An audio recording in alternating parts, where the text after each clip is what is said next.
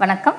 அவிழ்தம்ஸ் herbals இந்த சேனலுக்கு உங்களை வரவேற்கிறேன். இன்றைக்கி நம்ம பார்க்க போகிறது இந்த மழைக்காலங்களில் வரக்கூடிய சில பிரச்சனைகள் என்னென்ன, அதை யார் அதிகமாக பாதிக்கப்படுவாங்க, அதற்கான தீர்வு முறைகள் என்ன, நம்முடைய பாரம்பரியமான உணவு முறை மூலமாகவும் நம்முடைய மருத்துவ முறை மூலமாகவும் அந்த நோய் வருவதற்கு முன்பாக அதை எப்படி நம்ம தடுத்துக்கொள்ள முடியும் அப்படிங்கிறத பார்க்க போகிறோம்.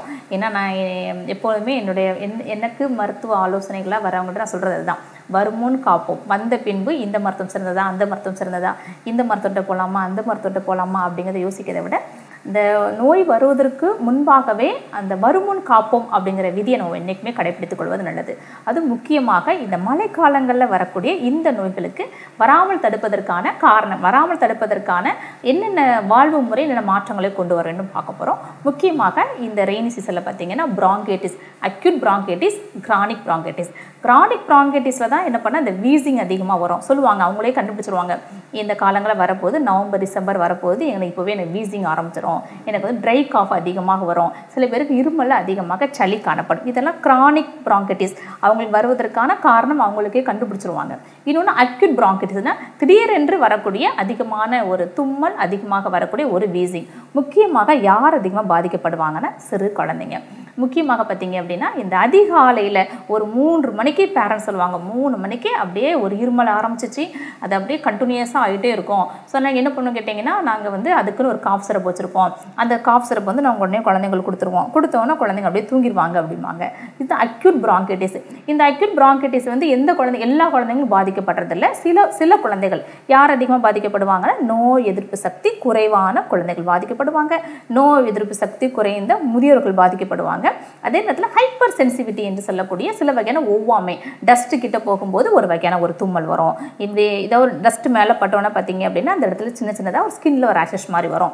இது வந்து ஒரு ஹைப்பர் சென்சிட்டிவிட்டியான ஒரு ஸ்கின் உள்ள சில வகையான போசஸ் என்று சொல்லலாம். இந்த வகையான இந்த அக்யூட் பிராங்கைட்டிஸுக்கு என்ன மருத்துவம் நம்ம பண்ண போகிறோம் அப்படிங்கிறத பார்க்கலாம். முக்கியமாக இந்த குழந்தைங்களுக்கு இந்த இருமல் வந்தவுடனே எல்லாரும் செய்யக்கூடிய என்னன்னு கேட்டிங்க அப்படின்னா ஒரு காஃப் சிரப்பு விடுவாங்க.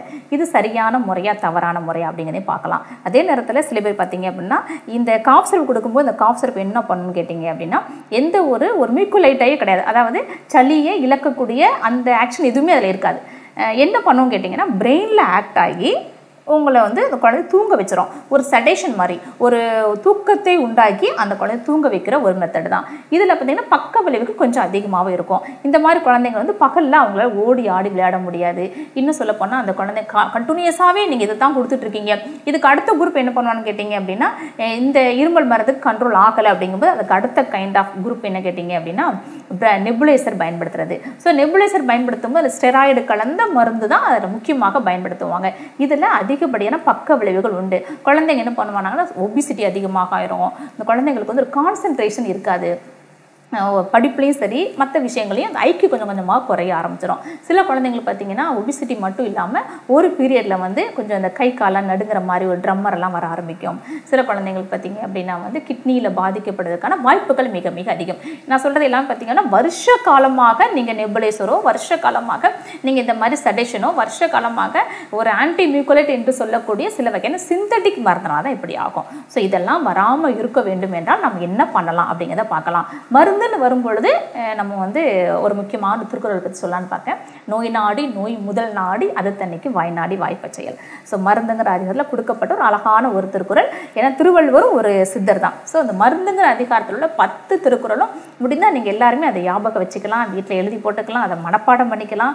மருத்துவ மாணவர்களுக்கு சொல்கிறது அதுதான், முதல் அந்த மருந்துங்கிற அதிகாரத்தில் 10 திருக்குறளையும் இங்கே மனப்பாடம் பண்ணிக்கோங்க. அப்போ தான் சிறந்த மருத்துவ சேவை செய்ய முடியும், ஒரு சிறந்த மருத்துவராகவும் நம்ம இருக்க முடியும். ஸோ நோய்க்கான காரணத்தை கண்டுபிடிக்காமல் நம்ம மருத்துவம் செஞ்சால் அது எல்லாமே சிம்டமெட்டிக் ட்ரீட்மெண்ட் தான். தலைவலிக்கு அதுக்கு ஒரு மருந்து, உடல் வலிக்கு அதுக்கு ஒரு மருந்து, இருமல்லாம் அதுக்கு ஒரு 5 நாளைக்கு ஒரு ஆன்டிபயோட்டிக். ஸோ அப்படி இல்லாமல் எதுக்காக அது வருது? இப்போ பிராங்கைட்டிஸ் அப்படிங்கும் போது அந்த லங்ஸில் உள்ள சில வகையான இன்ஃப்ளமேஷன், பிராங்கஸ் என்று சொல்லக்கூடிய இந்த மூச்சு குழாயில் வரக்கூடிய ஒரு வகையான இன்ஃப்ளமேஷன்.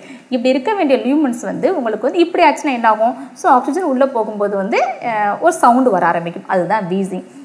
இதே மியூக்கஸ் மெம்பரைன் வந்து இந்த மூக்குலையும் காணப்படும், மூச்சுக்குழாயிலையும் காணப்படும். இந்த மியூக்கஸ் மெம்பரைன் எல்லாத்துலேயுமே திக்கனிங் ஆகும்போது தான் உங்களுக்கு வந்து அந்த தும்மல் வர ஆரம்பிக்கும். சில பேர் சொல்லுவாங்களே காலையில் எழுந்த உடனே அதிகப்படியான எங்களுக்கு தும்மல் இருக்கு அப்படிம்பாங்க. அது ஃபுல்லாக ரைனைட்டிஸ்.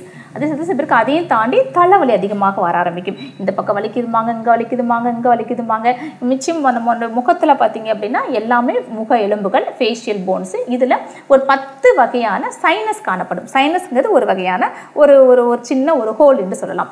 இந்த சைனஸ் வந்து எல்லாருக்குமே இருக்கும். எனக்கு சைனஸ் இருக்குமாங்க, சைனஸ் எல்லாருக்குமே இருக்குது. பட் அந்த சைனஸில் அதில் ஒரு இன்ஃப்ளமேஷன் ஆகும்போது அது சைனோசைட்டிஸ் ஆகும். இது வந்து அதிகப்படியான வலி காணப்படும். இது எக்ஸ்ரேல எதுவும் தெரிய போகிறதில்ல. வருஷ காலமாக இருக்கும்போது வேணால் அந்த எக்ஸ்ரேல கண்டுபிடிக்க முடியும். இது சைனசைட்டிஸ் என்று பேர். ஸோ இந்த அக்யூட் பிராங்கைட்டிஸு, கிரானிக் பிராங்கைட்டிஸு, டான்சிலைட்டிஸு, சைனசைட்டிஸு, இந்த ப்ராப்ளம்ஸ் எல்லாமே எப்போ வரும்னு கேட்டிங்கன்னா இந்த மழைக்காலங்களில் தான். குளிர்காலங்களையும் அதிகமாக சிம்டம்ஸை காட்டும். ஸோ இதற்கான மருத்துவ முறை அப்படின்னு பார்க்கலாம், உணவு முறைன்னு பார்க்கலாம். உணவு முறை என்று பார்க்கும் பொழுது இந்த காலங்களில் சூடான உணவுகளை சாப்பிட தான் செய்யணும். குளிர்ச்சியான உணவுகளை தவிர்க்க வேண்டும். ஸோ கபம், இது அனைத்துமே கபம் சார்ந்த நோய்கள் தான். ஸோ வாதம், பித்தம், கபம் இது மூன்றும் கலந்த நோய்கள் தானே காணப்படுது. இந்த கபம் சார்ந்த நோய்கள் தானே இது எல்லாமே. ஸோ கபம் சார்ந்த உணவுகளை தவிர்க்க வேண்டும். எது கபம் சார்ந்த உணவுகள்? குளிர்ச்சியான உள்ள அனைத்து பொருட்களுமே கபம் சார்ந்த பொருட்கள் தான். ஸோ உங்கள் வீட்டில் குளிர்சாதனை பெட்டி இருக்கா? இந்த காலங்களில் தயவு செய்து உபயோகப்படுத்தாதீங்க. இல்லை ஒரு பாலுக்கோ இல்லைனா ஒரு தோசை மாவு நாங்கள் மெயின்டைன் பண்ணோம்னா அதுக்கு பயன்படுத்திக்கலாம். ஸோ இந்த காலங்களில் நீங்கள் வந்து ஒரு கருவேப்பிலையை கூட நீங்கள் வந்து ஃப்ரிட்ஜில் வைக்க வேண்டிய அவசியம் இருக்காது. ஏன்னா அந்த கிளைமேட்டில். ஸோ கூடுமான வரைக்கும் அன்னன்னைக்கு சமைக்கக்கூடிய காய்கறிகளை அன்னன்னைக்கு உங்களுடைய சமையலறையில் வச்சு நீங்கள் பயன்படுத்திடுவாங்க. அப்படி பயன்படுத்தும் போது ஃபஸ்ட்டு அதில் நிறைய பயன்கள் கிடைக்க ஆரம்பிக்கும். உங்களுக்கு ருசியும் சுவையும் உங்களுக்கு நல்ல வித்தியாசம் தெரிய ஆரம்பிக்கும். அதே நேரத்தில் இப்போ நீங்கள் ஒரு எக்ஸாம்பிள், நீங்கள் வந்து ஒரு கத்திரிக்காய் வாங்குறீங்கன்னு வச்சுக்கோங்களேன். இந்த கத்திரிக்காய் வந்து நீங்கள் ஃப்ரிட்ஜில் வச்சு மறுநாள் பயன்படுத்தும் போது அதில் உள்ள 20% அயன் வேஸ்ட் ஆயிரும், தெரிஞ்சு வச்சுக்கோங்க. அதுக்கப்புறம் பார்த்தீங்கன்னா அந்த சுவையும் மாற ஆரம்பிக்கும். அதில் குளிர்ச்சியான பொருட்களாக மாறும்போது அது இந்த பிராங்கைட்டிஸு, இந்த சைனசைட்டிஸ் எல்லாமே அதிகரித்து விடும். அதே போல் கறிவேப்பிலையும் அதே மாதிரி தான். க்ரீன் வெஜிடபிள்ஸ் எல்லாமே வந்து அயன் அதிகம் உள்ளது. இதெல்லாம் நீங்கள் ரெஃப்ரிஜரேட்டரில் குளிர்சாதனை பெட்டியில் வைக்கும்போது அதனுடைய மெக்கானிக்கலும் மாற ஆரம்பிக்கும், ஃபிசியாலஜிக்கலும் அந்த மெடிசனல் யூசஸும் மாற ஆரம்பிக்கும். ஒரு 50% நியூட்ரிஷன் குறைச்சி தான் நம்ம அதை உபயோகப்படுத்துவோம். ஸோ கூடுமான வரைக்கும் இந்த காலங்களில் எல்லா வெஜிடபிள்ஸும் ஃப்ரூட்ஸையும் நீங்கள் வந்து ரூம் டெம்பரேச்சரில் வச்சு நீங்கள் பயன்படுத்தி கொள்ளலாம். இரண்டாவது என்ன பண்ணலான்னா, இந்த மாதிரி பிரச்சனை இருக்கிறவங்க, இந்த ஹைப்பர் சென்சிட்டிவ் இருக்கிறவங்க உங்களுடைய வீடை வந்து நல்லா சுத்தமாக வச்சுக்கணும். தூசிலாம் பயன்படுத்தணும். ஃபேன் எல்லாம் பார்த்தீங்க அப்படின்னா டேரெக்டாக ஃபேனில் உள்ள காற்று முகத்துக்கு நேரப்படாமல் அதை பாதுகாத்துக்கொள்வது நல்லது. அதே போல் ஏசி அதிகம் பயன்படுத்தாமல் இருக்கலாம். நீங்கள் ஃபேன் போட்டு படுத்திங்கன்னா அந்த ஃபேனுக்கு ஆப்போசிட்டில் இருக்கிற மாதிரி நீங்கள் அந்த மாதிரி பயன்படுத்திட்டு வரலாம். ஸோ இந்த மாதிரி உங்கள் வாழ்வு பழக்கத்தில் மாற்றிக்கோங்க. அப்புறம் எப்போ பாரும் நீங்கள் வந்து சுடு வெந்நீரை குடிக்கிற அந்த பழக்கத்தை கொண்டு வரலாம். நீரினை சுருக்கி, மோரினை பெருக்கி, நெய்யினை உருக்கி. நம்ம தொடர்ந்து இதை பார்க்க போகிறோம். பிணியணுகா விதியில் உள்ள ஒவ்வொரு வார்த்தைகளை பற்றி நம்ம பார்க்கலாம். ஸோ முக்கியமாக நீரினை சுருக்கினா இந்த காலங்களில் மிக சிறந்தது அதுதான்.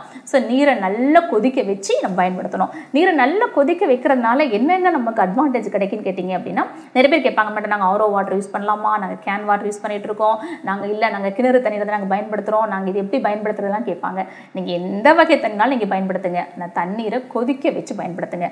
தண்ணீரை 100 டிகிரி சென்டிகிரேட் கொதிக்கும் போது அதில் உள்ள எல்லா வைரஸ் ஆகட்டும், பாக்டீரியா ஆகட்டும், அதில் உள்ள முக்கியமாக இந்த ஃபங்கஸ் ஆகட்டும், டைஃபாய்டு, அமீபியாசிஸ், டைஃபாய்டு உள்ள அந்த சால்முல்லா டைஃபாய்டு ஆகட்டும், காலரா உருவாக்கக்கூடிய கிருமியாகட்டும், எல்லாமே அதில் எல்லாமே செத்து உங்களுக்கு வந்து நல்ல சுத்தமான தண்ணீர் கிடைக்க ஆரம்பிக்கும். ஸோ தண்ணீரை வந்து நல்லா கொதிக்க வச்சு அந்த தண்ணீரை பயன்படுத்திட்டு வாங்க.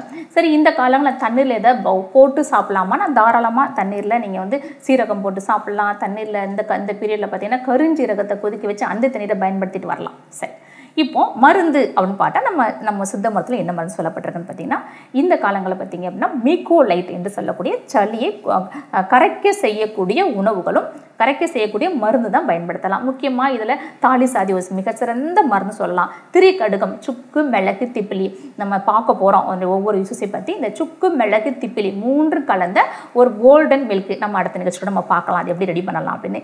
இந்த மழைக்காலங்களில் மிக சிறந்த மருந்து அதுதான். சுக்கு 100 கிராம், மிளகு 100 கிராம், திப்பிலி 100 கிராம் 3ஐயும் கலந்து நீங்களே அரைச்சி கிரைண்ட் பண்ணி வச்சுக்கலாம். இந்த பவுடரை நல்ல பாலில் நல்ல ஒரு இயற்கை முறையில் விளைவித்த மஞ்சள் தூள் 1 டீஸ்பூன், இந்த மிளகல் இதெல்லாம் கலந்து திரிகடுகம் சூர்ணம் 1 டீஸ்பூன் போட்டு நல்லா கொதிக்க வச்சு அதில் பனங்கற்கண்டு கலந்து சாப்பிட்டு வரலாம். அருமையான கோல்டன் மில்க், ஒரு மிதமான வெப்பத்தை நமக்கு கொடுக்கக்கூடியது. எப்படி காஃபி சாப்பிட்டா நம்ம நல்ல ஒரு ஃப்ரெஷ்ஷாக நம்ம ஃபீல் பண்ணுவோம் இல்லையா, அதே போல் உடம்புக்கு நோய் எதிர்ப்பு சக்தி கொடுக்கக்கூடியது. இதை நீங்கள் வந்து குழந்தைங்களுக்கு ப்ராக்டிஸ் பண்ணிட்டு வரலாம். பெரியவர்களும் இந்த மாதிரி இந்த கோல்டன் மில்கை நீங்கள் சாப்பிட்டு வரலாம். காலை இரவு என்று சாப்பிட்டு வரலாம். உங்களுக்கு தும்மல் வரும்போது எல்லாமே இதை சாப்பிட்டு வரலாம். மிக சிறந்த மருந்து. இதை தவிர அருமையான சித்த மருத்துவம் நிறைய மருந்துகள் காணப்படுது. தூதுவளை ஒரு மிக சிறந்த ஹெர்பல்ஸ், அனைவருக்கு தெரிஞ்சதான். இதை நீங்கள் உணவாக பயன்படுத்திட்டு வரலாம். இதில் உள்ள எல்லா ஆல்கலாய்டு ஆகட்டும் ஒரு மியூக்கோ லைட்ஸ் தான். ஸோ சளியை வெளியே கொண்டு வரக்கூடிய ஆக்ஷன் இதுக்கு அதிகமாக காணப்படும். இது தூதுவளை, கண்டங்கத்திரி, துளசி, கற்பூரவள்ளி லீவ்ஸ் எல்லாம் குழந்தைங்களுக்கு ஒரு மிக சிறந்த ஒரு மருந்து என்று சொல்லலாம். இந்த காலங்களில் இந்த கோவிட் டைமில் சிறு குழந்தைகளுக்கு நாங்கள் அதை தான் நான் கொடுக்க சொன்னோம். ஏன்னா அவங்களுக்கு கபசுர கொடுக்கவும் கூடாது, கொடுக்கவும் முடியாது. ஸோ நியூபார்ன் பேபிலிருந்து, அதாவது 3 மாதத்துலேருந்து ஒரு 7 வயது வர குழந்தைங்களுக்கு கற்பூரவள்ளி லீவ்ஸ் மட்டும் கொடுத்தே நாங்கள் கோவிட் இல்லாமல் பாதுகாத்துருக்கோம்னா பார்த்துக்கிங்களா. ஸோ கற்பூரவள்ளி லீவ்ஸும் லவங்கம், 3 கற்பூரவள்ளி லீவ்ஸ் 1 லவங்கம் போட்டு கொதிக்க வச்சு அந்த டிகாஷனையே நம்ம வந்து ஒரு 2 டைம்ஸ் கொடுத்தோம் அப்படின்னா இது வந்து ஒரு கோவிடே வராமல் தடுக்கக்கூடிய ஒரு சிறந்த மருந்து. இதை வச்சு இன்றைக்கி நிறைய குழந்தைங்க நாங்கள் காப்பாற்றிருக்கோம். இந்த டிகாஷன் மட்டும்தான் நம்ம கொடுக்க சொல்லியிருக்கிறோம். இந்தியாவில் குழந்தைங்க கொடுக்க சொல்லியிருக்கிறோம். அயல் நாட்டில் நம்ம வாழக்கூடிய நம்முடைய தமிழ் மக்கள் மருத்துவ ஆலோசனை கேட்குறவங்களுக்கும் நாங்கள் தான் நான் சொல்லிட்டு இருக்கேன். எல்லா குழந்தையும் நம்ம காப்பாற்றுச்சு என்று சொல்லலாம். இதை தவிர சில வகையான மூலிகைகள், அதாவது தாளிசப்பத்திரி என்று சொல்லக்கூடியது, கண்டங்கத்திரி, தூதுவளை, துளசி, சுக்கு, மிளகு, திப்பிலி, அதிமதுரம், ஆடாதோடா, சீந்தில், பற்படாகம், சிறுதேக்கு, லவங்கப்பட்டை இதெல்லாம் கலந்த அருமையான மகா சூர்ணம் என்று சொல்லக்கூடிய ஒரு அருமையான ஒரு சூர்ணம் நம்மக்கிட்ட அவைலபிளாக இருக்குது. இது 1 டீஸ்பூன் காலை இரவு என்று நம்ம கொடுத்துட்டு வரலாம். இது ஆன்டிபயாட்டிக்காகவும் ஒரு ஆன்டி வைரலாகவும் ஒரு மியூக்கோ லைட்டாகவும் பயன்படுத்திருக்கு. நிறைய நச்சுச்சுரங்களையும் இது வந்து மக்களை காப்பாற்றிட்டு இருக்க ஒரு அருமையான ஒரு மருந்து, ஒரு உணவு என்று சொல்லலாம். அதே போல் மஞ்சள் கலந்த மாத்திரை, ஹரித்ரா ஃபோர்ட் என்று சொல்லக்கூடிய ஒரு மிட்டாய் மாதிரி சாப்பிடக்கூடிய மாத்திரை தான். ஸோ இது குழந்தைங்களுக்கு கொடுக்கலாம். இப்போ இந்த அதிகாலை இந்த 3 மணிக்கு எந்திரிச்சு அதனால் வரக்கூடிய இந்த இருமல், அதனால் அது தொடர்ந்து வரக்கூடிய இந்த கம்ப்ளைண்ட்ஸுக்கு அவர்களுக்கு நீங்கள் இருமல் மருந்தையோ இல்லை நெபுலைசரோ ஊற்றுவதற்கு பதிலாக மஞ்சள் கலந்த இந்த ஹரித்ரா ஃபோர்ட்டுங்கிற வகையான மாத்திரைகள் மிட்டாய் மாதிரி நீங்கள் குழந்தைங்களுக்கு கொடுத்துட்டு வரலாம். மிக எளிதாக குழந்தைங்களும் சாப்பிட்ருவாங்க. மிக அழகாக இந்த மியூக்கஸ் மெம்பரில் வரக்கூடிய இந்த ஸ்வெல்லிங்கை இது தடுக்கும். இதை தவிர நம்முடைய பாரம்பரியமான ஒரு மருந்து என்று சொல்லலாம். இது வந்து பார்த்திங்க அப்படின்னா அந்த கம்மாறு வெற்றிலை, ஓமம் இதெல்லாமே கலந்த ஒரு பொட்டனம் என்று சொல்லலாம். ஸோ நம்முடைய பாரம்பரியமான ஒரு மருந்து, ஒரு மருத்துவ முறை, பாரம்பரியமான ஒரு மருந்து மெத்தட் என்று சொல்லலாம். கிட்டத்தட்ட 200 வருஷத்துக்கு முன்பாக உள்ள ஒரு மெத்தடு. இதில் முக்கியமாக கம்மாறு வெற்றிலை, ஓமம் இதெல்லாமே கலந்து பச்சை கற்பூரம்னா ஒரு மிக சிறந்த ஆன்டி வைரல் உள்ளது. ரெண்டாவது பெரிஃபிளேனை விட ஒரு 100% அதிகமாக வேலை செய்யக்கூடிய பச்சை கற்பூரம் இதெல்லாம் கலந்து இது இன்ஹேல் பண்ணுற மெத்தட் தான். ஸோ காலை இரவும் இது இன்ஹேல் பண்ணிக்கிட்டே இருக்கலாம். இன்ஹேல் பண்ண உங்களுக்கு வந்து இந்த மியூக்கஸ் மெம்பரில் ஸ்வெல்லிங் குறைய ஆரம்பிக்கும். அதே போல் சில வகையான ஆவி பிடித்தல், அதாவது வேது பிடித்தல் என்று சொல்லக்கூடிய நம்முடைய பாரம்பரியமான மருத்துவத்தில் ஒரு வெளி பிரயோகமான ஒரு மருத்துவ முறை என்று சொல்லலாம்.